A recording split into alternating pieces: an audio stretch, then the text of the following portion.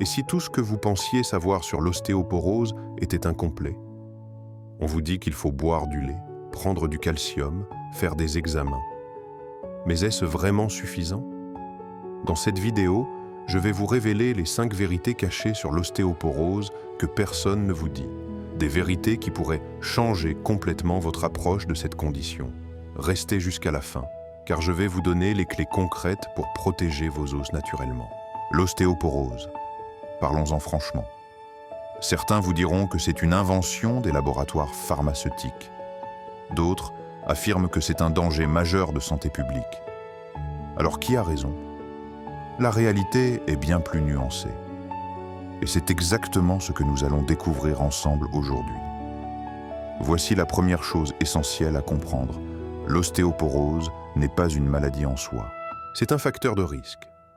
La vraie maladie, celle qui change des vies, c'est la fracture. Fracture du col du fémur, fracture vertébrale, fracture du poignet. Aujourd'hui, je vais vous emmener dans un voyage complet à travers cette problématique complexe. Nous allons décrypter les vrais chiffres, comprendre les mécanismes, découvrir les causes multiples. Et surtout, je vais vous donner toutes les solutions, des plus naturelles aux plus médicales. Car mon objectif, c'est que vous puissiez faire des choix éclairés pour votre santé. Commençons par les faits. Parlons chiffres. Parce que derrière les statistiques, il y a une réalité humaine. Chaque année en France, on recense entre 50 000 et 60 000 fractures du col du fémur. Entre 60 000 et 70 000 fractures vertébrales diagnostiquées. Mais attention, le nombre réel serait bien plus élevé, peut-être 150 000. Pourquoi? Parce que beaucoup de fractures vertébrales passent inaperçues. Environ 35 000 fractures du poignet complètent ce tableau. Mais voici quelque chose d'important à savoir. Les fractures du poignet ne sont pas toutes liées à l'ostéoporose. Elles dépendent aussi du morphotype, de la maladresse, des chutes. Par contre, la majorité des fractures du col du fémur sont directement liées à l'ostéoporose. Il y a un lien direct entre la baisse de la densité osseuse et la fréquence de ces fractures. Pour les vertèbres, on reconnaît bien les fractures ostéoporotiques. Ce sont des fractures se tassement, un effondrement du corps vertébral. Vous voyez ces chiffres? Ils sont importants, mais ils ne racontent pas toute l'histoire. Attendez de découvrir ce qui se cache derrière ces fractures. Parce que ce qui va suivre va vous montrer pourquoi ce problème ne peut pas être pris à la légère. Parlons maintenant des conséquences. Parce que là, on touche au vrai problème. Environ 1 300 000 personnes vivent aujourd'hui avec les séquelles d'une fracture ostéoporotique. Imaginez. 1 300 000 personnes. La plupart ont des fractures se tassement des vertèbres. Ces fractures entraînent douleurs chroniques et impotence. Pourquoi? Parce que la majorité de ces fractures sont difficilement opérables. Les autres ont une prothèse de hanche. C'est la seule façon de réparer une fracture du col du fémur. Mais cette opération chez une personne âgée n'est pas anodine. Écoutez bien ces chiffres qui font froid dans le dos. Aujourd'hui, on a encore une mortalité importante après une fracture du col du fémur, de l'ordre de 50% dans les 2 ans qui suivent la fracture. 50%. Cela veut dire qu'une personne sur 2 décède dans les 2 ans. Vous comprenez maintenant pourquoi l'ostéoporose doit être prise au sérieux? Ce n'est pas la densité osseuse en elle-même qui tue, ce sont les fractures et leurs complications. Le coût social est également énorme. En 2019, on estime à 7 milliards d'euros le coût total, soit 2,6% des dépenses de santé françaises. Maintenant que vous comprenez l'ampleur du problème, vous vous demandez sûrement, mais qu'est-ce qui cause vraiment l'ostéoporose? C'est ce que nous allons découvrir maintenant. Et croyez-moi, ce n'est pas aussi simple qu'on vous l'a dit. L'ostéoporose a des causes multiples. Et c'est là que ça devient passionnant. Parce que chacun d'entre nous peut avoir des raisons différentes de faire de l'ostéoporose. La première cause majeure est l'âge. Avec l'âge, les ostéoblastes qui fabriquent de l'os sont moins efficaces. L'os vieillit comme tous nos organes. Il perd sa souplesse et sa solidité. Mais attention, ce n'est pas une fatalité. Le deuxième facteur est la ménopause. La chute des hormones joue un rôle important, mais essentiellement sur les vertèbres. Très peu sur le col du fémur. La ménopause n'est pas une maladie. Elle n'est pas obligatoirement synonyme d'ostéoporose. Voici quelque chose que peu de gens savent. Il y a deux grands types de femmes après la ménopause. Celles qui prennent du poids et celles qui maigrissent. Le surpoids, paradoxalement, protège les os. Pourquoi? Parce que les cellules graisseuses participent à la fabrication d'hormones. On parle d'aromatisation des œstrogènes. Inversement, les femmes qui maigrissent après la ménopause ont des os plus fragiles. Ce sont souvent elles qui font le plus de fractures ostéoporotiques. Si vous maigrissez après la ménopause, soyez d'autant plus attentive à vos os. La troisième cause majeure, et celle-ci est fondamentale, c'est l'alimentation. Les carences en minéraux, en vitamines, surtout calcium et vitamine D. Les carences protidiques, souvent oubliées et négligées, et quelque chose dont personne ne parle, le terrain acide. Ce terrain acide n'est pas pris en compte par la médecine conventionnelle. C'est bien dommage, car de nombreuses preuves existent concernant ce mécanisme. Nous y reviendrons en détail. Vous pensez que c'est tout? Attendez de voir ce qui suit. Car la cause numéro 4 est peut-être la plus importante dans nos sociétés modernes. Et elle pourrait bien vous concerner directement. La sédentarité. C'est peut-être la principale cause dans nos sociétés modernes. Écoutez bien ce principe. La fonction crée l'organe. L'os est en constant remaniement. Pour conserver des os solides, il faut les soumettre à des contraintes et des efforts. Plus les muscles vont fonctionner, plus ils vont tirer sur les os. Plus ces derniers auront besoin d'être épais et denses.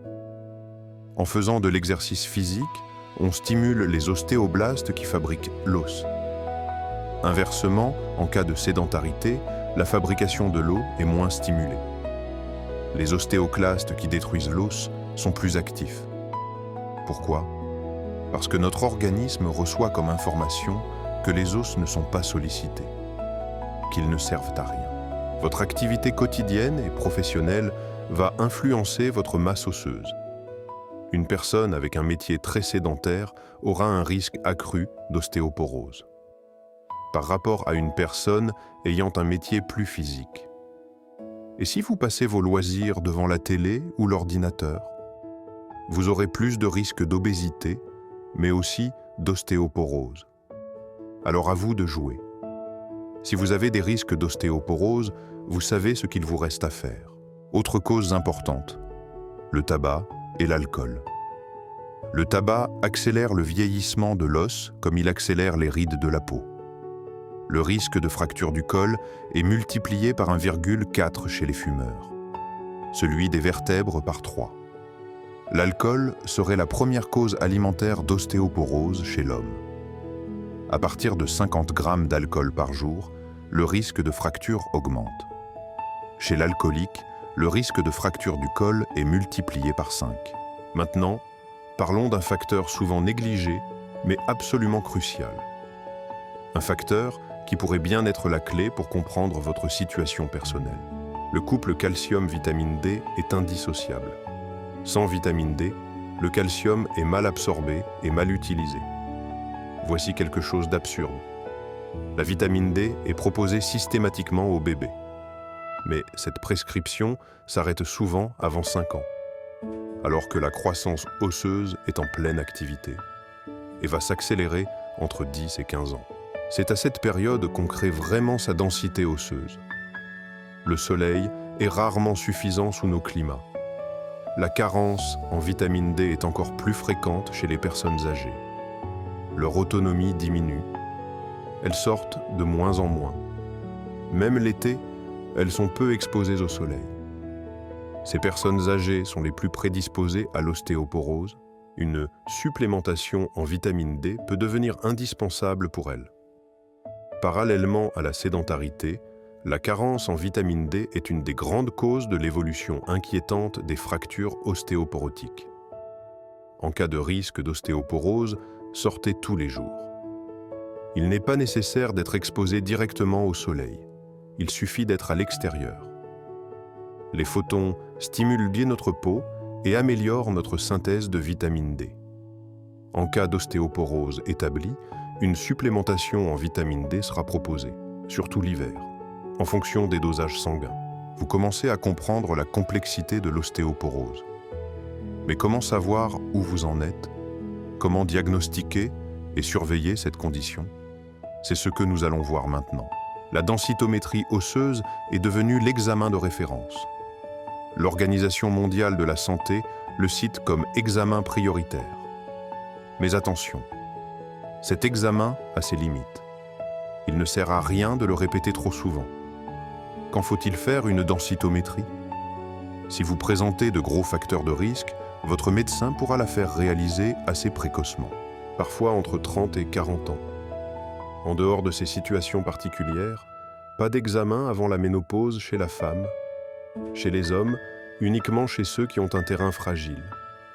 Plutôt après 70 ans. Pour les femmes, je conseille de faire cet examen dès l'apparition des premiers signes de ménopause. À ce moment précis, la chute des hormones n'a pas encore agi sur votre masse osseuse. On peut évaluer la masse osseuse avec laquelle vous abordez la ménopause. Ensuite, le rythme dépendra des résultats. S'il est bon, on pourra le contrôler tous les 4 ou 5 ans. Si la masse osseuse est déjà faible, vous devrez renouveler tous les 2 ans. Dans la majorité des cas, il est inutile de faire cet examen tous les ans. Je préconise une densitométrie tous les 2 ans. L'évolution est lente.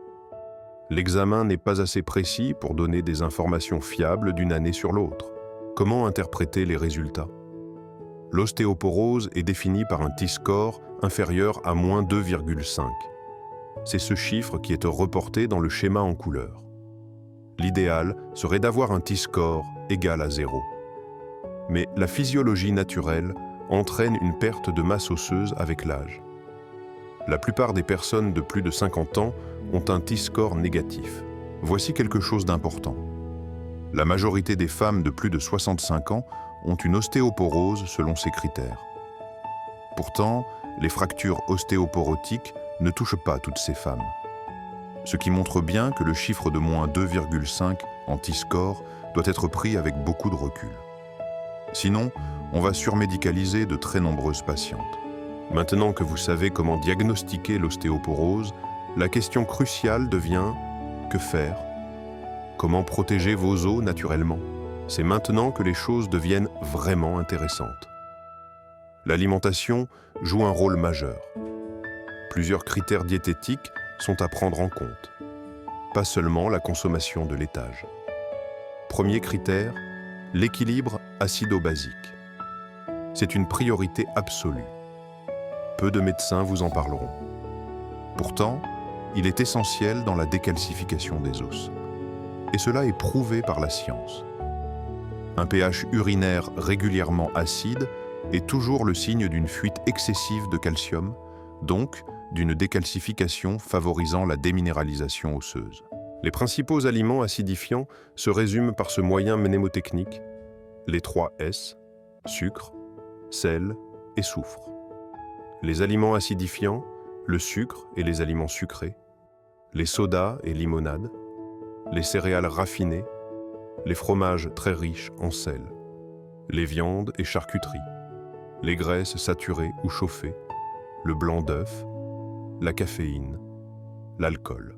Inversement, les aliments alcalinisants, les fruits, les légumes crus ou cuits, les herbes et aromates, le lait et les yaourts, le soja et ses dérivés, le jaune d'œuf, les pommes de terre cuites à l'eau ou à la vapeur, les châtaignes. Il faut favoriser les aliments alcalinisants et réduire les aliments acidifiants. Mais cela ne veut pas dire supprimer totalement les aliments acidifiants, en particulier les protéines animales. Toujours associer un aliment alcalinisant avec un aliment acidifiant. Toujours associer des légumes avec la viande. Le rôle des protéines est souvent sous-estimé. Peu de gens savent que les protéines représentent un tiers de la masse osseuse. Sans protéines, on ne peut pas fixer le calcium. Les carences protidiques sont fréquentes, surtout chez les personnes âgées. La population la plus à risque d'ostéoporose. Les besoins sont en moyenne de 1 g de protéines par kilo de poids corporel par jour, soit 70 g de protéines pour un adulte de 70 kg. La viande et le poisson contiennent environ 20 g de protéines pour 100 g. Si votre besoin est de 70 g de protéines, cela correspond à 350 g de poisson par jour. Vous ne pouvez pas manger seulement du poisson. Les lentilles, les céréales complètes apportent également des protéines, mais elles sont moins efficaces. Une étude a montré que les femmes consommant le plus de protéines animales ont une masse osseuse bien supérieure. Après une fracture du col du fémur, les patients recevant une supplémentation protidique ont une amélioration 2 fois plus rapide. Le nombre de décès est divisé par 2. Cette supplémentation n'est efficace qu'à 2 conditions: qu'elle soit associée à une alimentation équilibrée et supplémentée en calcium et vitamine D. Qu'elle soit réalisée en complément d'une reprise de l'activité physique. Vous avez maintenant les clés nutritionnelles essentielles. Mais il y a encore des éléments cruciaux à connaître. Des compléments alimentaires qui peuvent faire toute la différence. La vitamine D est la prescription prioritaire. Toute personne qui présente une ostéopénie ou une ostéoporose devrait faire doser son taux sanguin. En fonction du résultat, une supplémentation sera envisagée. Pour atteindre un taux sanguin moyen de 50 nanogrammes par millilitre. Cette supplémentation est souvent indispensable. Il est très difficile d'avoir un taux normal uniquement grâce à l'alimentation et au soleil, surtout chez le sujet âgé. Le calcium peut se trouver facilement dans l'alimentation. Mais si vous êtes intolérant au laitage, il sera difficile de consommer 1 gramme par jour. Je propose en général une supplémentation calcique apportant 400 à 600 mg par jour, pas plus. Consommer plus de calcium que nécessaire n'apporte aucun bénéfice pour les os. L'excès peut aller se déposer où il ne faut pas: artères, articulations, reins. Ma préférence va au lithotamne. En plus du calcium, il apporte de la silice et d'autres minéraux. C'est un complément alcalinisant qui lutte contre le terrain acide. La silice tient une place importante dans la fabrication de l'os. Nous n'en trouvons pas facilement dans notre alimentation. Si vous avez déjà une perte de masse osseuse, une supplémentation en silice sera utile, voire indispensable. Les sources de silice, les extraits secs de prêle, souvent sous forme de gélules, les extraits de tabachir de bambou, les extraits de feuilles d'ortie. La vitamine K2 est un des suppléments les plus importants après la vitamine D. De nombreuses études montrent de son intérêt pour la bonne gestion du calcium et pour la prévention des fractures ostéoporotiques. La vitamine K2 aide à bien utiliser le calcium et à le fixer dans les os. La dose prescrite est généralement de 75 microgrammes de vitamine K2. Mais des études semblent démontrer qu'il faudrait au moins dépasser 100 microgrammes, voire atteindre 200 à 400 microgrammes par jour. Vous avez maintenant une base solide de connaissances. Mais il reste un élément absolument crucial, probablement le plus important de tous. C'est l'activité physique. C'est réellement un traitement de l'ostéoporose, un des moyens les plus efficaces pour éloigner le risque de fracture. La fonction crée l'organe. Les os constituent notre squelette, notre structure. Ils nous permettent de tenir debout et de bouger.